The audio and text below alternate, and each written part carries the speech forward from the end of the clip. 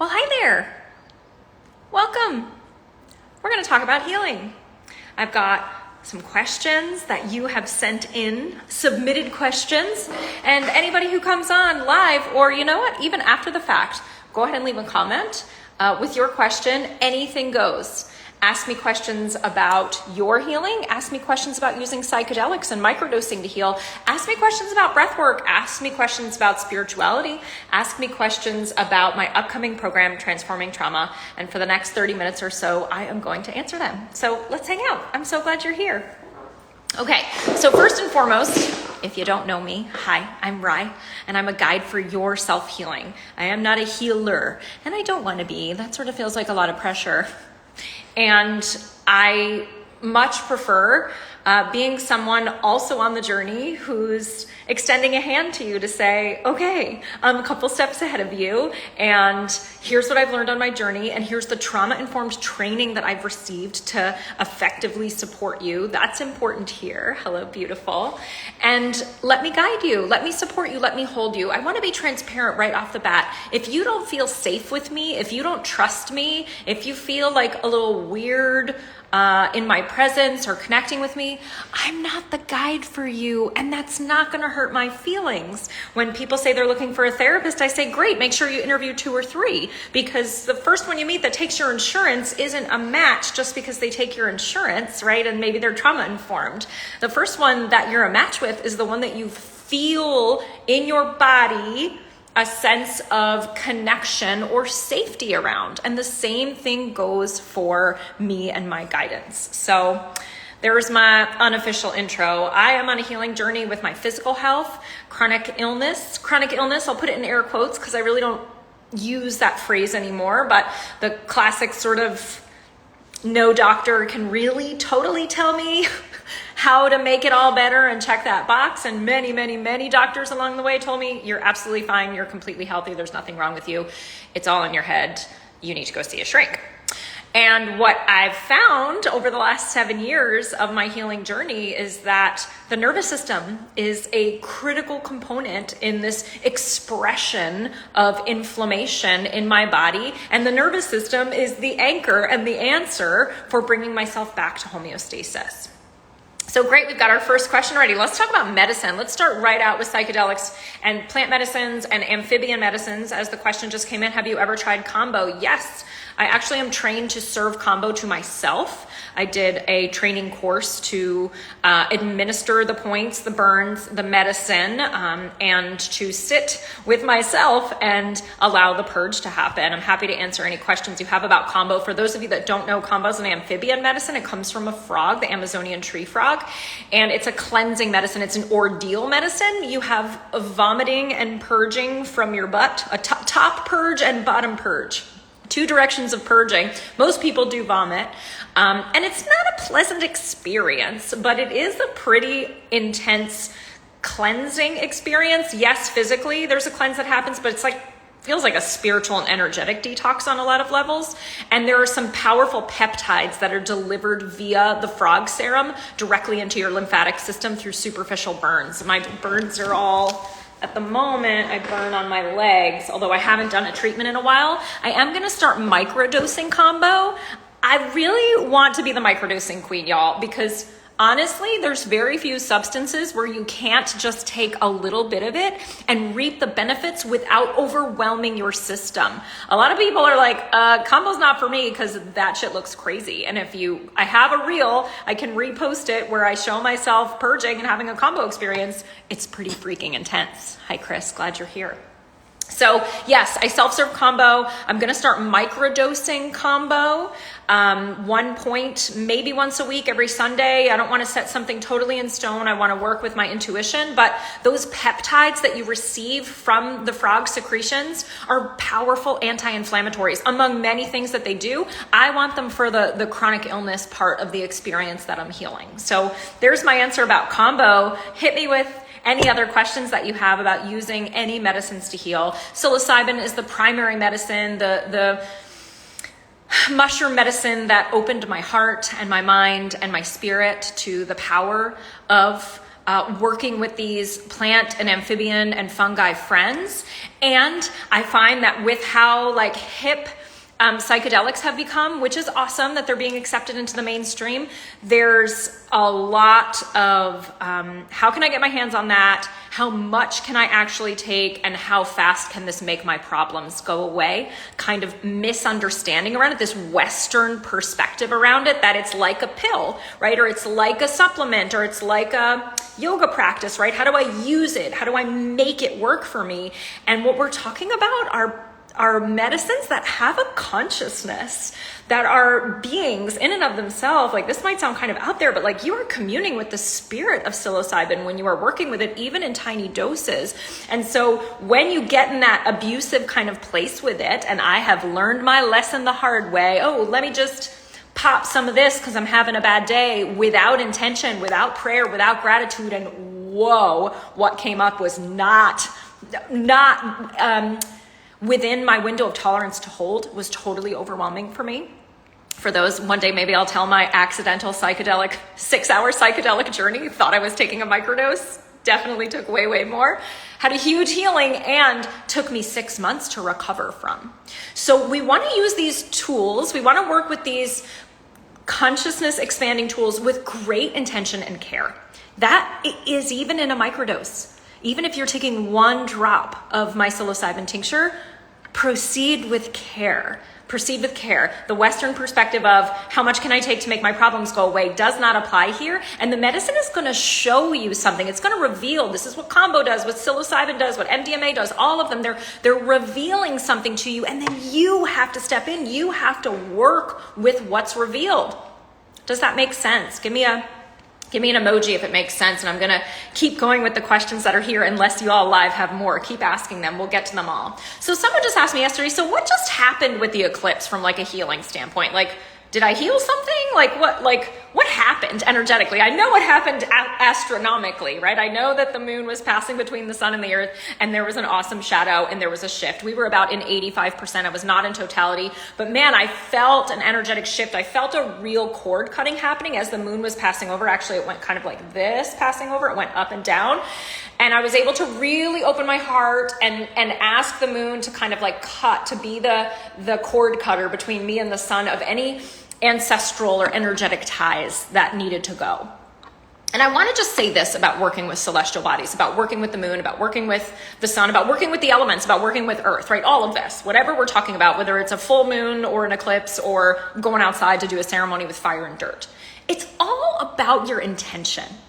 It's all about what you are bringing to the experience. So people get real caught up on, oh, what is this moon supposed to teach me? And what house is this moon in? And astrology is great if you're into it. I don't get too caught up in all of the details. I find it overwhelming, because what matters is what you are experiencing and what you desire to experience. So just bring your intention to these astrological events, or any day. You don't need a moon or an eclipse to help you manifest or heal or shift into a new way of being. It's just can be kind of helpful to work with those heightened energies, but it doesn't matter. Really, really doesn't. Your intention, your desire, what you are naming, speak it. What am I letting go of? Speak it. What am I calling in? That's what calls these magical events into being. That's what makes them powerful.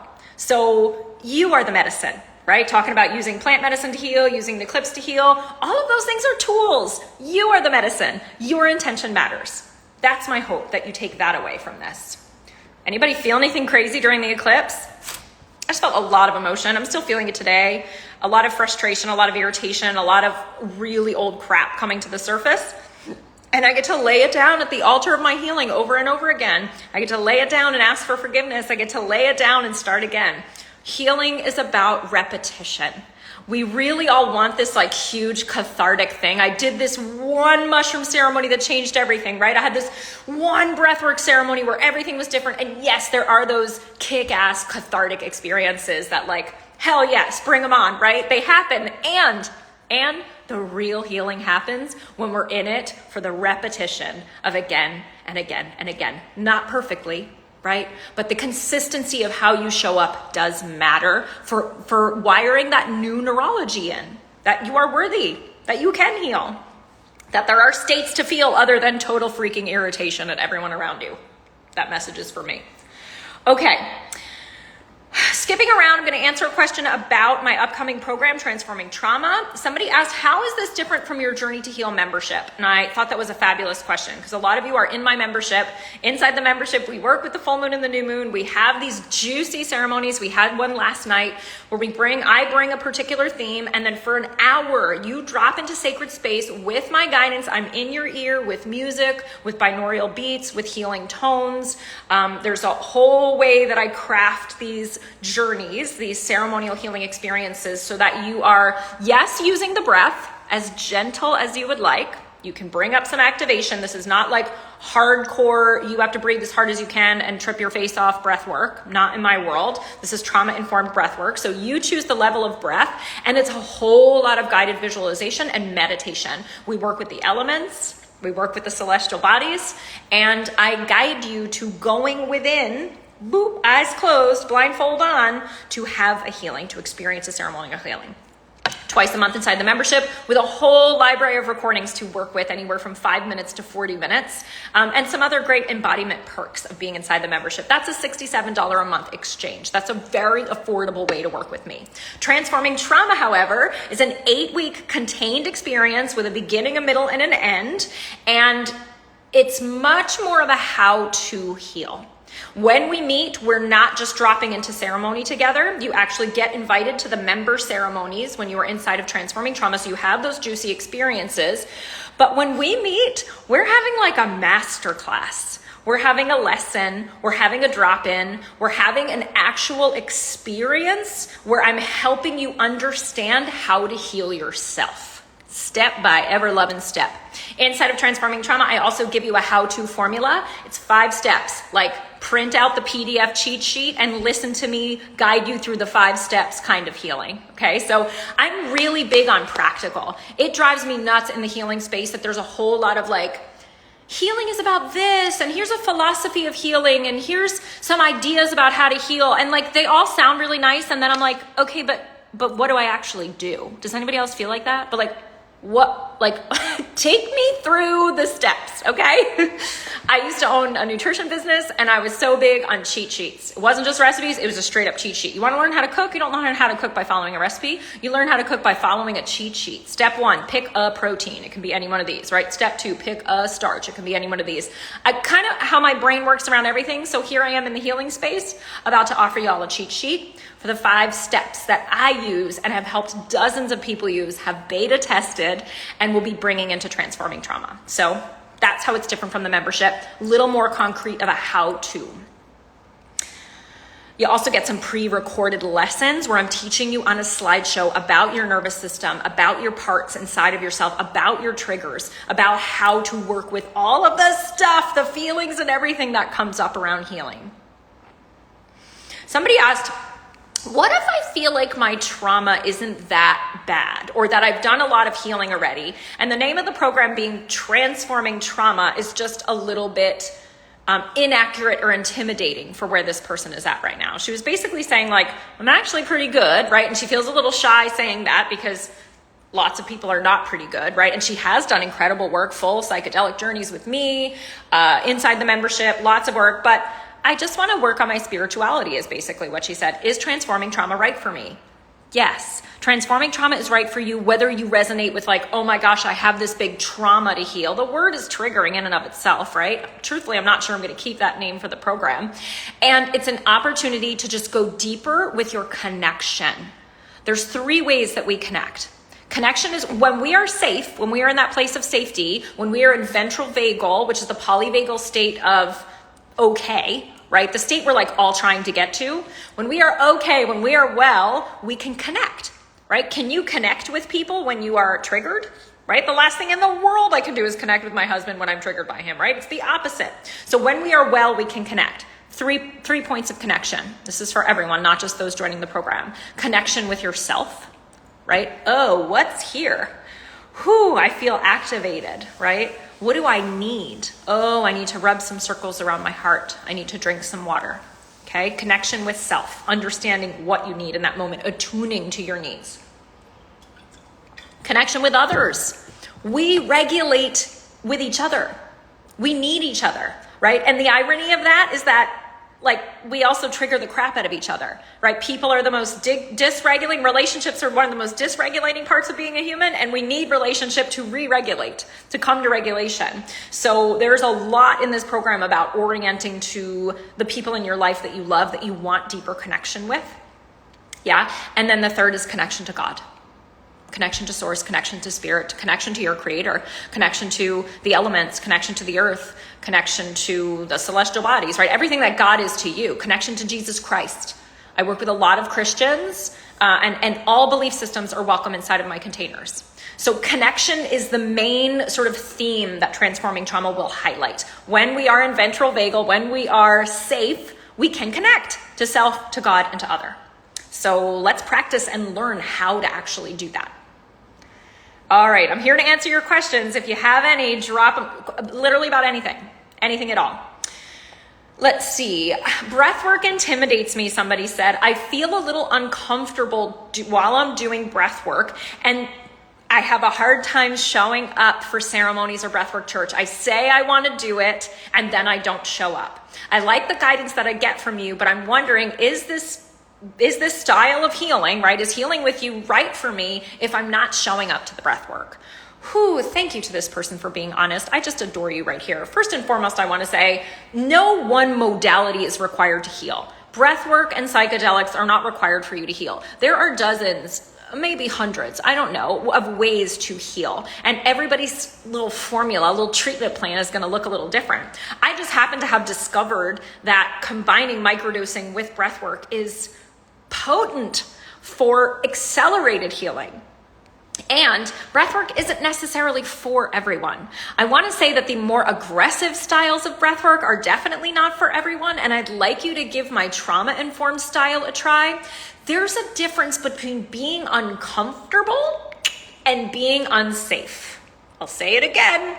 This applies to everything, not just breathwork. There's a difference between being uncomfortable and being unsafe, right? Going on a run for me is uncomfortable. I want to avoid going on a run because it's uncomfortable. Our brains are designed to keep us from what makes us uncomfortable. That's why there's so much freaking resistance to doing something new, because new and novel is uncomfortable to the brain. My legs feeling sore is uncomfortable, right? Exercise is for example, of things that make me uncomfortable. I'll do breath work any day, right? But I want you to know I've got my stuff too. So I want this person to ask themselves, to give a little breath work a try, and to ask, am I uncomfortable or am I unsafe right now? And just distinguish, do I feel unsafe? Does this feel like this is not my thing at all? Beautiful, honor that. That's part of healing, is honoring yourself and not always saying, oh, but I read this thing on Instagram and it said I needed to do this to heal, so I'm going to force myself to do something that doesn't feel good to me because I want to heal, right? That's abandonment of self. But if you're in the breath work and what's uncomfortable is that you're starting to feel, right? And feeling is pretty much a part of doing this healing work. And you can hang with that discomfort, just like yesterday I hung with that jog, right? Slowed it down to a power walk when it became unbearable feeling, right? Honored myself, took a minute, and then came back to it. Think of it like exercise or like anything else. There's a muscle of discomfort when you first start doing it. But tune in. What's true for you, and honor that. Let me know if this resonates with you. Okay, let me answer a microdosing question. So what is the stamets stack, and will this help me have a more enhanced microdosing experience? I don't know if y'all have heard of the stamets stack, but invented by the amazing Mr. Stamets, mushroom guru of the world. This stack refers to just taking some other supplements at the same time as your microdose.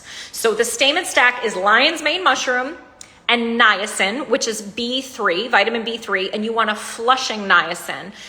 Some people take this for low blood pressure, or high blood pressure rather, sorry. Niacin is an amazing vitamin B3, again, that is missing for a lot of us. So Google it, read some stuff about it. It's not dangerous. It should be used before a statin for, blood pressure stuff, but it flushes. So you get this red. I took it the other day before I went in the sauna. It's great for detox. And my mom was like, did you burn yourself in the sun today? I was like, purple all over my face. It's just the short-term impact of niacin. It lasts about 10 to 15 minutes. It feels like you're getting kind of hot. It does feel like a little bit of a sunburn from within. You get a little bit tingly. You need a different dose. You need to titrate up your dose to feel that flush. And guess what it does? When you take it at the same time as your microdose, it flushes or pushes the medicine to the ends of the neurons, to the ends of the synaptic connections. It kind of gets it more to where it needs to go. It's really a brilliant tool when paired with microdose. Some people do not like the feeling. Don't use it if you don't like the feeling. Combined with lion's mane. If you've not tried lion's mane mushroom, this is a completely legal mushroom, a medicinal mushroom that's incredible for focus and brain function. It should be used by anyone aging and feeling like their brain function is going down. My dad just started using it. I think it's wonderful for those who are getting along in age, and I'll put myself here at 45 in that category, or anyone who struggles with focus. Hello, anyone who struggles with focus. Who doesn't these days in our highly distractible world?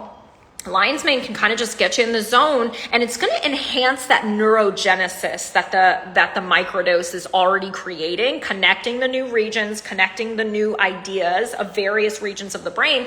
The lion's mane's just like making BFFs with the psilocybin and encouraging more of that connection as the niacin is flushing it deeper into the brain. So this stack, as it's called, I'll post an article in stories after this. You can Google what's the stamets stack, STAMETS, to get the exact doses. I think it's 1,000 milligrams of lion's mane, and you have to take the niacin up because you'll get tolerant to it. This stack could really help, especially those with depression. That niacin is incredible on its own for depression. Now, I do suggest that if you've just started microdosing, that you wait to take the stamets stack so that you feel the microdose in your system and know what that is before you introduce a bunch of other stuff and think, oh, the microdosing cured my depression, and you really just freaking needed some niacin B3, which a lot of us do. So take it separate, get to know the medicine first, and then start your stamets stack. Let me know if you have any questions about the stack. It's really kind of nifty and fun, and now that I'm talking about it, I'm gonna get back to doing it on the regular. Another microdosing question here, can I take a second microdose in a day? Can I take my dose at say 6 a.m. when I get up and get ready? And can I take another one around 2 p.m. when it feels like it's kind of worn off? You're not imagining things. Your microdose may have kind of worn off by 2 p.m. if you started at 6. What's that? 7, 8, 9, 10, 11, 12, 1, 2. That's 8 hours, right? Think about a psychedelic experience with mushrooms. It's going to last 6 to 8 hours, and then your body's going to metabolize that medicine. Now, there is an afterglow the day after you dose for a lot of people, not everyone. So you may want to just not always try and take a second dose to, oh my gosh, I got to feel good again, right? Resist using it as a drug to make your problems go away. But if at 2 o'clock you're entering into the time of day when you're picking kids up and doing dinner, and this is the time when you might just start screaming, take a second dose and ask it to support you in the hardest time of day. The other option is not dosing first thing in the morning and making your dose be an afternoon dose to get you through the time of day that you really need that support from the medicine. So yes, you can take a second dose. Just make sure you're taking at least 2 days off every week consecutively so that you don't build a tolerance to the medicine. All right, question about transforming trauma. What if I'm really busy? Hello, who's not?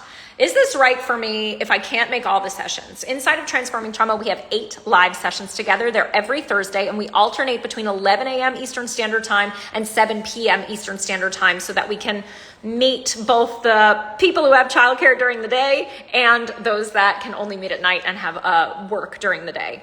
I'm really encouraging you to make sure that you can show up live to 4 of the 8 sessions to make this program worth your investment. This is a $9.99 program. This is a $1,000 investment in 8 weeks of how-to and my guided support in repatterning your trauma, in giving you the tools and walking you through the tools every single day for 8 consecutive weeks. You want to show up as much as you can. If you look at your schedule and you realize I'm going to be able to make 2 of these max and I'm going to be watching replays and playing catch up all the time, this is not for you.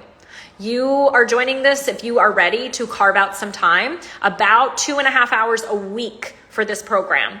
That's not a lot of time. That's less than half an hour a day maybe, or half an hour a day, between the videos I'll send you, the recordings to listen to, the live sessions to come to, and the time that you should be spending with yourself in sacred space during the program, at least 10 minutes a day.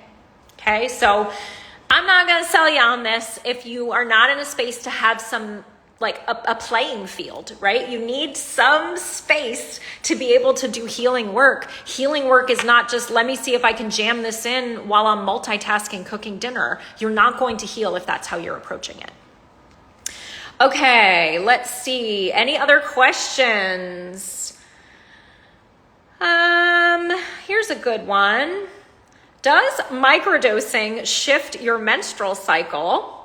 And is there a best time in my menstrual cycle to microdose or to not microdose? I freaking love this question. So first, let me say that before I even understood how psychedelics and the menstrual cycle can influence each other, and they certainly can, I saw this phenomenon all the time in my healing work in nutrition, where people would start to eat cleaner and their cycle would go crazy. It would change. It would get, worse or better, or like do all sorts of crazy things. And people were always like, what the hell? Cutting out gluten messed up my cycle. No, back it up. Big picture. Doing healing work will shift all of your cycles.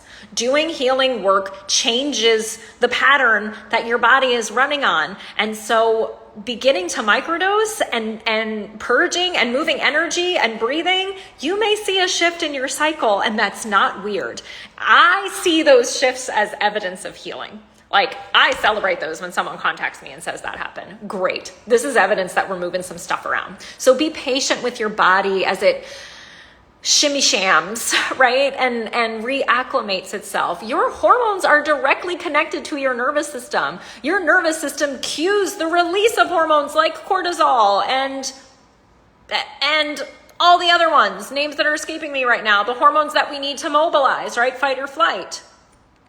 Ephedrine. I want to say ephedrine, but that's wrong. Epinephrine. No, those are the medications. Somebody tell me what the nervous system releases. Cortisol and adrenaline, that's it, right?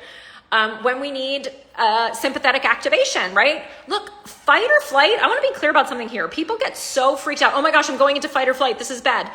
That is normal. That is your body doing its job. If you are having the consistent experience of going into sympathetic activation, which is the polyvagal state of fight or flight, your body's telling you something, right? You're not broken. You actually work. And you work well. So, we get frustrated with sympathetic activation. Like, gosh, I really don't need this right now, right? Why am I getting this activation? Why is my heart racing? Why am I suddenly feeling anxious?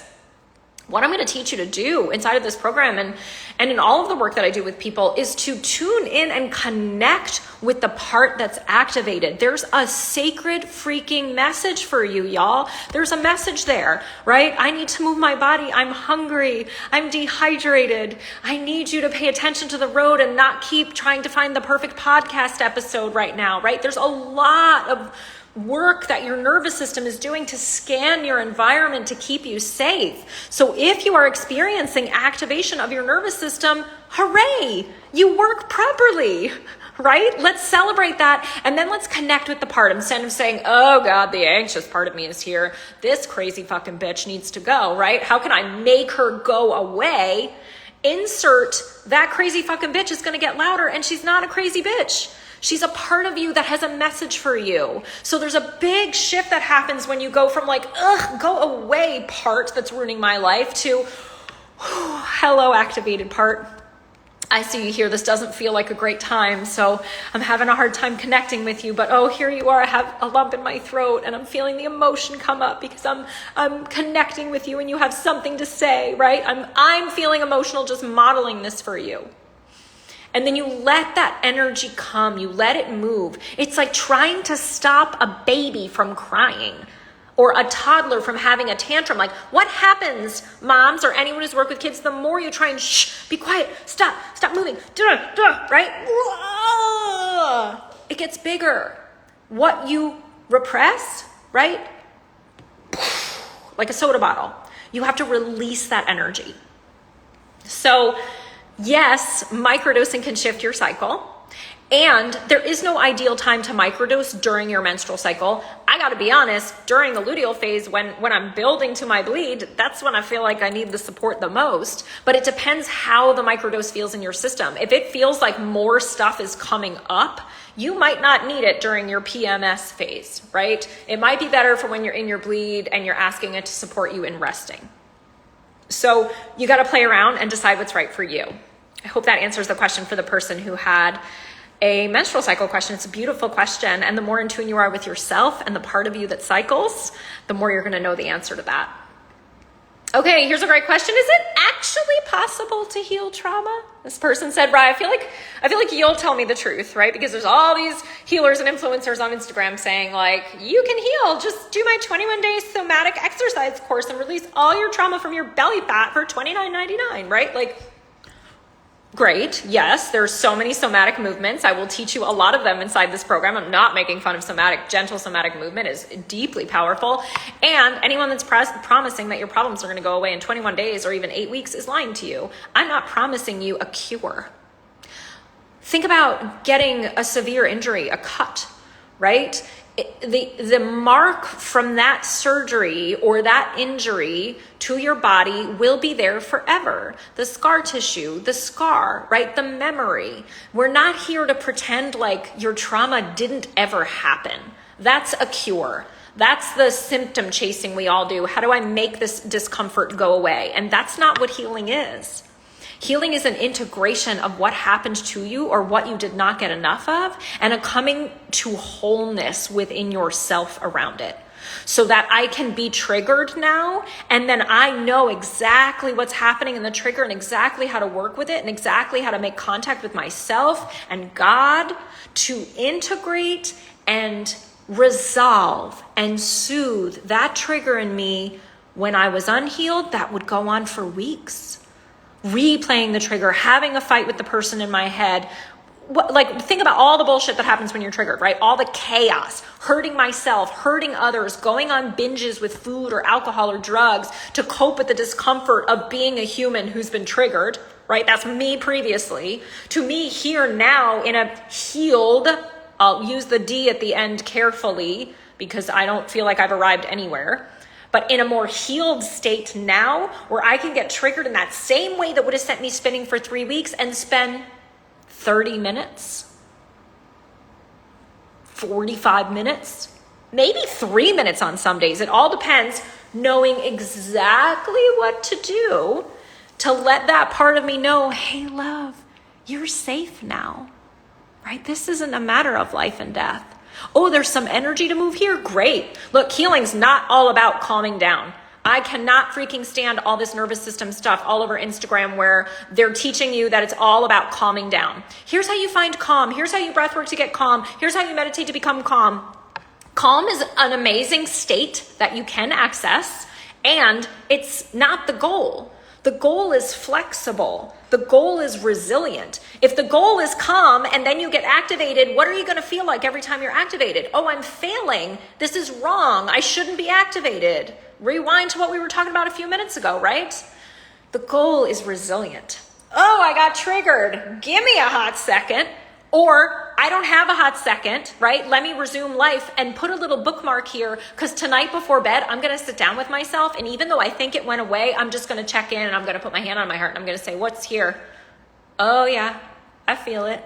It's still here, right? There's a tightness, there's a tension, there's a chatter. This is here. Let's work with it. Your triggers are opportunities. It's like, hello, look over here. Here's an unhealed part that's asking to be seen. Oh, thank goodness, right? Here's some direction. There's a freaking GPS marker on this roadmap telling me something is here to be resolved. Great question. Trust and Transformation says ways to express anger in a healthy way. Hell yes. I have a video and a reel coming out about this tomorrow or the next day, Chelsea. So I'm so glad you asked this, but I will riff on this for a second here because it's a beautiful question. And if anyone in the community has some insight, chime in. So anger asks to come out of the arms a lot. Think about little kids punching and fighting. Think what you want to do when you're angry, right? So use your hands and your arms. I gotta be honest, when I am pissed, sometimes I will picture the person's face. Let me do it for you. I'm gonna look dumb, but I don't care. I love to model this shit for you. I will picture the person's face. Oh, that felt good. If you want to is that too much? Right? I'm not doing it to the actual person. It's so much just diffused right now. Like, oh my gosh, my hands feel so relaxed right now. Okay? Like, I have a friend when she was transitioning from wanting to hit her kids, right? And really knew that's not the kind of mom that she wanted to be. She would sort of go at them or grab the arms. We all know that feeling of like, oh my God, there's so much rage here, but I don't want to be the parent that beats you, but right now my body wants to beat you, right? That is sympathetic activation energy. That's the cortisol and that's the adrenaline coming up to save your freaking life. Right? We want that if some fuckhead comes behind us in a parking lot, right? And wraps his arm around you. Like, you bet your ass you don't want to get rid of your fight or flight energy. You need that.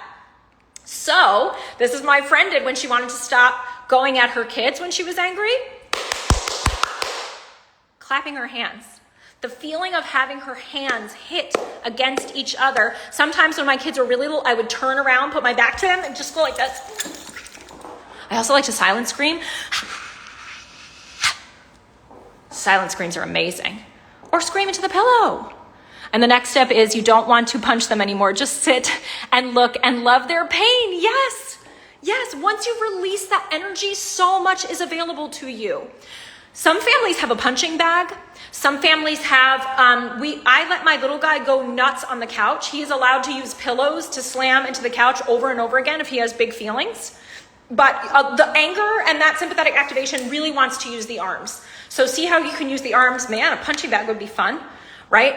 You can get an old t-shirt, and if you've ever ripped material, oh, it's so satisfying. That ripping sound of a shirt ripping, right? Great. Save your old shirts for anger tools.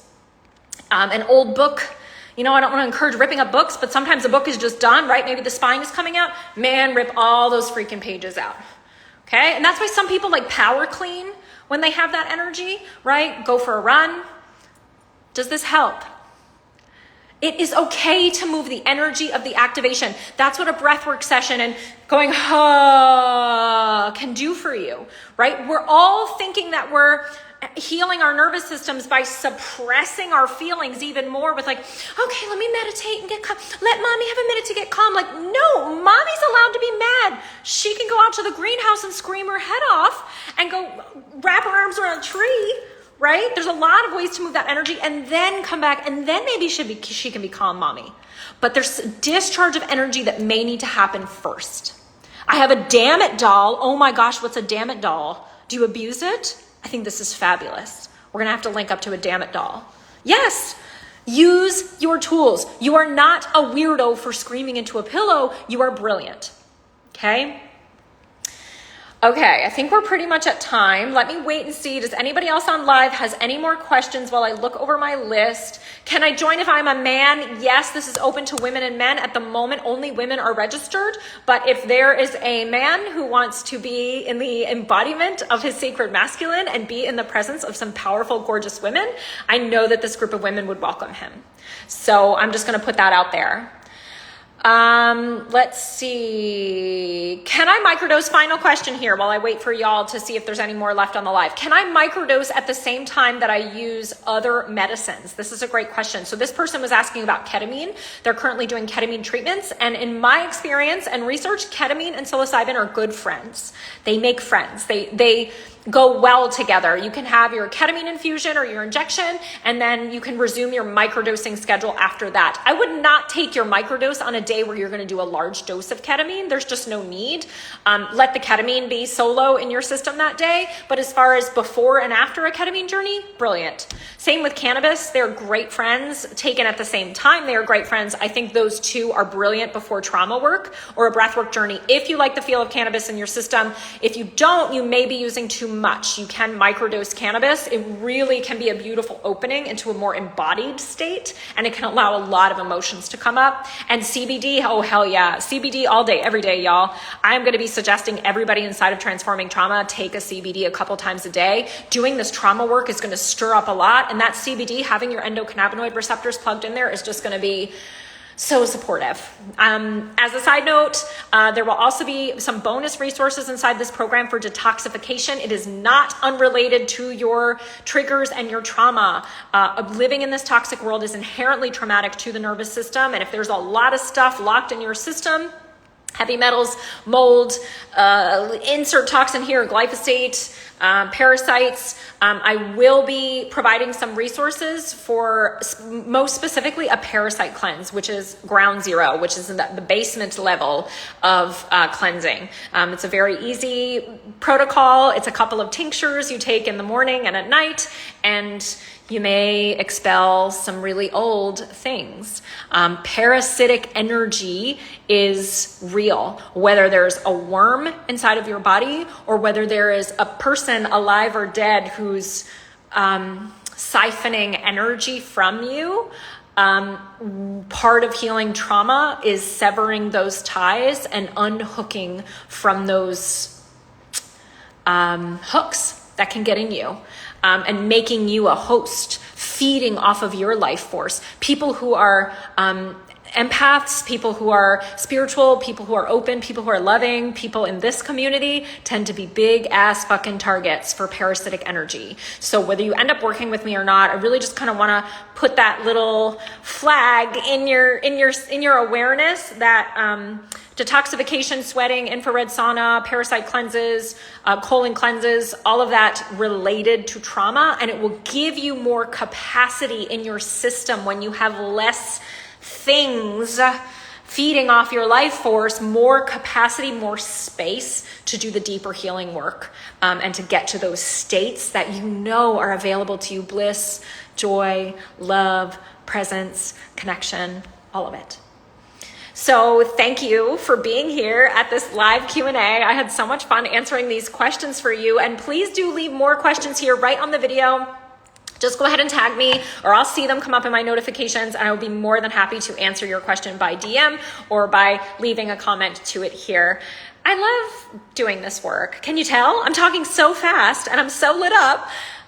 There's really nothing that matches this in terms of my sense of purpose in the world. So thank you for being here, for asking your questions. I'm gonna go ahead and share this video. I'll download it on YouTube for those that don't do Instagram. And please reach out. Your deadline for Transforming Trauma is April 14th, Sunday night. We begin on Monday, April 15th with your first module, your first lesson, your first PDF workbook, and access to these juicy resources. If you're just joining, please go back and watch the replay of this. I'm happy to answer any questions you have about healing. It's good to see you. And please consider my upcoming Transforming Trauma program. It's 8 weeks of pure healing, love, and intention, all for you. Thanks so much, guys. Happy post-eclipse energy.